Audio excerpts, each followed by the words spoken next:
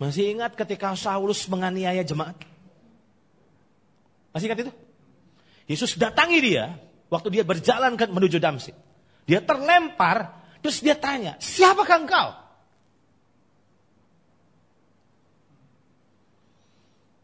Terus Yesus menjawab, akulah Yesus yang kau aniaya.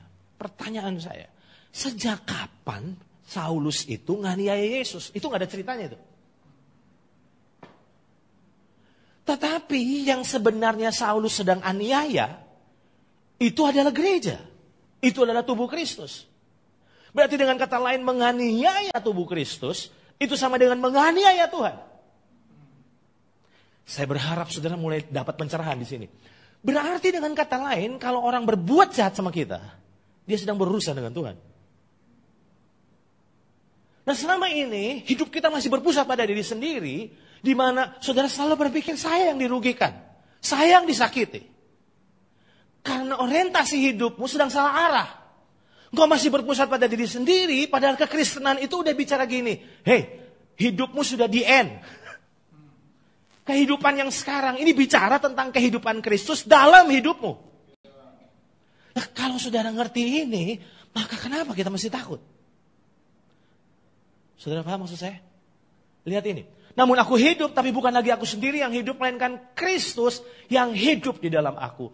Dan hidupku yang kuhidupi sekarang di dalam daging adalah hidup oleh iman dalam anak Allah yang telah mengasihi aku dan menyerahkan dirinya untuk aku. Nah pertanyaannya, bagaimana caranya menghidupi Galatia 2 ayat 20? Adapun hidupku ini bukan aku lagi, tapi Kristus yang hidup dalam aku. Menurut saya Filipi 2 ayat 5 bilang apa?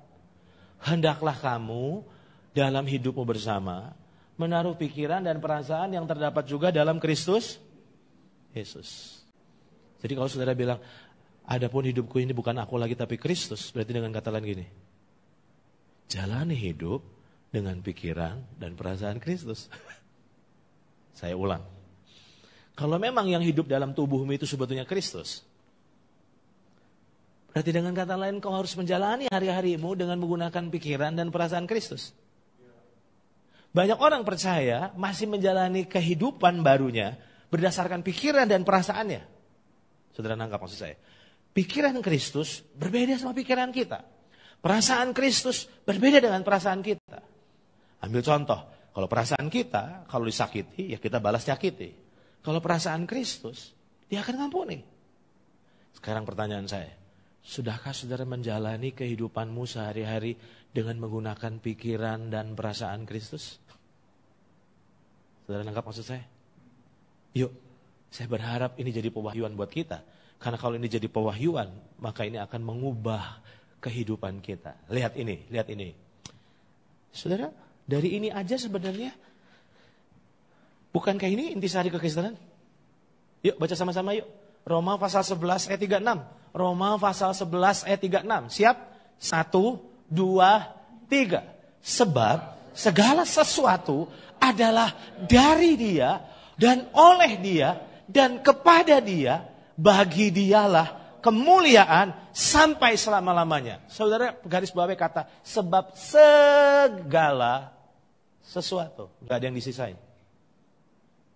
Sebab segala sesuatu adalah dari Tuhan, oleh Tuhan, bagi Tuhan, bagi Dialah kemuliaan sampai selama-lamanya. Berarti dengan kata lain hidup kita ini bicara tentang Kristus. Come on, saudara belajar sesuatu? Artinya, bisnismu bukan bisnismu lagi harusnya. Bisnisnya Tuhan. Hidupmu bukan hidupmu lagi, tapi ini bicara tentang Tuhan. Jadi ternyata enggak yang ada disisakan buat kita.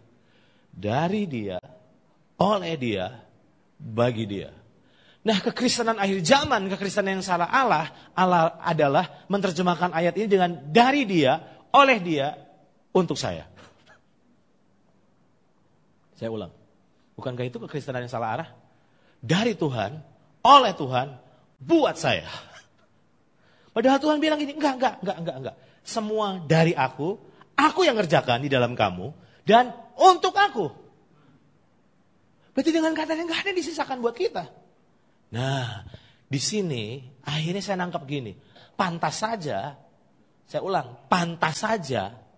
Itulah sebabnya Yesus meminta siapapun yang berniat mengikutinya untuk terlebih dahulu menghitung biayanya. Masih ingat? Satu kali Yesus diikuti orang banyak terus dihentikan. Stop. Jangan ikut dulu. Oke, pastikan. Siapapun yang mau ikut aku, kau harus menyangkal dirinya, memikul salibnya setiap hari, baru bisa ikut aku. Kalau kamu mau ikut aku, duduk dulu hitung biayanya. Kenapa sampai Tuhan suruh kita hitung biayanya? Saya catat di sini.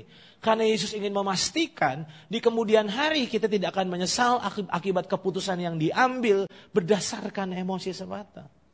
Karena Tuhan bilang, kalau kamu ikut aku, berarti semuanya udah bicara tentang aku dan bukan kamu lagi. Kamu siap? Kalau saudara bilang, kalau gitu egois dong Tuhan. Berarti saudara belum siap ikut Tuhan.